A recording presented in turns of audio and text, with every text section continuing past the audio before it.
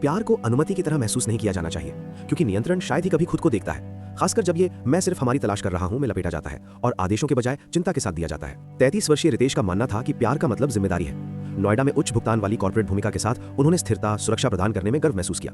पारंपरिक प्रदाता की भूमिका जिसे उन्होंने बड़े होते हुए देखा था। 29 वर्षीय काव्या ने शुरू में इसकी प्रशंसा की। वो स्वतंत्र थीं, आर्थिक रूप से जागरूक थीं और एक मार्केटिंग प्रोफेशनल के रूप में अपनी कमाई खुद करने में गौरवान्वित थीं। उनका रिश्ता समान स्तर पर शुरू हुआ। बिलों का बंटवारा, बारी बारी से किसने भुगतान किया, एक दूसरे की स्वायत्तता के लिए परस्पर सम्मान। लेकिन धीरे धीरे लगभग अगोचर रूप से संतुलन बिगड़ गया। रितेश ने हर चीज के लिए भुगतान करना शुरू कर दिया। पहले तो ये उदार, रोमांटिक भी लगा, फिर ये अपेक्षित हो गया, फिर ये तार के साथ आया, फिर टिप्पणियां आई। क्या तुम्हें सचमुच इसकी जरूरत है? जब उसने अपने पैसे से नए कपड़े खरीदे। आपको इतना बाहर खाने के बजाय अधिक बचत करनी चाहिए। ये जो है उसके हिसाब से महंगा लगता है। उनका स्वर चिंतित, देखभाल वाला रहा, लेकिन सबटेक्स्ट स्पष्ट था। उसके वित्तीय निर्णयों को उसकी मंजूरी की आवश्यकता थी।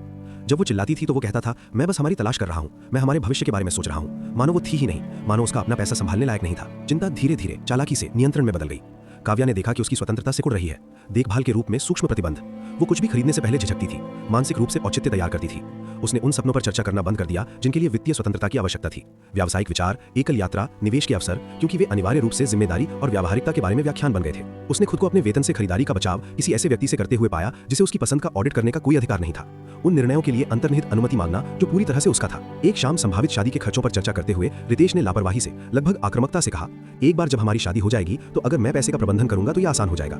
संयुक्त खाते, वित्त को संभालने वाला एक व्यक्ति, अधिक कुशल। शब्द भारी, खुलासा वाले थे। नहीं, आइए चर्चा करें कि हम वित्त को कैसे संभालेंगे। नहीं, आपको क्या लगता है कि सबसे अच्छा क्या काम करता है? उनका एक तरफा निर्णय जो स्पष्ट व्यावहारिकता के रूप में प्रस्तुत किया गया उनकी वित्तीय एजेंसी को पूरी तरह से मिटा देता है। उस रात जागते हुए काव्या को एहसास हुआ ये साझेदारी की योजना नहीं थी। ये वो था जो धीरे धीरे उसे अपने नियंत्रण को स्वीकार करने के लिए तैयार कर रहा था। सीमाओं की परीक्षा कर रहा था जब तक कि शादी उन्हें स्थायी रूप से बंद नहीं कर देती। उसने उस भविष्य के बारे में सोचा जिसकी उसने कल्पना की थी। उसकी आय उसके द्वारा प्रबंधित खातों में जमा की जाती, उसकी खरीदारी के लिए उसकी मंजूरी की आवश्यकता थी। उसकी वित्तीय स्वायत्तता धीरे धीरे हमारे पैसे में विलय हो गई जिसे वो नियंत्रित करता था। स्वतंत्रता को स्वार्थ के रूप में पुनः परिभाषित किया गया, स्वायत्तता को गैर जिम्मेदारी के रूप में पुनः परिभाषित किया गया। उनका ब्रेकअप विस्फोटक नहीं था, वित्त के बारे में चिल्लाना नहीं।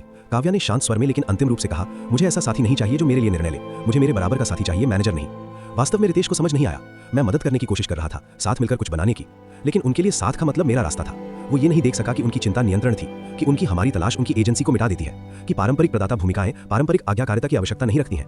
नियंत्रण शायद ही कभी खुद को देखता है। ये वास्तव में विश्वास करता है कि ये मदद, सुरक्षा, ज्ञान है। ये नहीं पहचानता कि ये कैसे कम हो जाता है, कैसे ये साथियों को आश्रितों में बदल देता है, कैसे ये भावनात्मक समर्पण पैदा करने के लिए वित्तीय शक्ति का उपयोग करता है। काव्या ने उन सीमाओं को पुनः निर्मित किया जिन्हें वो मिटाने देती थी। उन्होंने अंततः ऐसे व्यक्ति के साथ साझेदारी पाई जो उनके वित्तीय निर्णयों का सम्मान करता था, जो आदेश देने के बजाय चर्चा करता था, जो ये समझता था कि समानता का मतलब सभी निर्णयों में समान आवाज है। रितेश ने संभवतः अन्यों के साथ दोहराए गए पैटर्न वास्तव में उलझन में थे कि महिलाएं क्यों चली गईं जबकि वो सिर्फ जिम्मेदार थे। उन्होंने कभी नहीं पहचाना कि अपने लिए जिम्मेदारी का मतलब किसी और पर जिम्मेदारी नहीं है।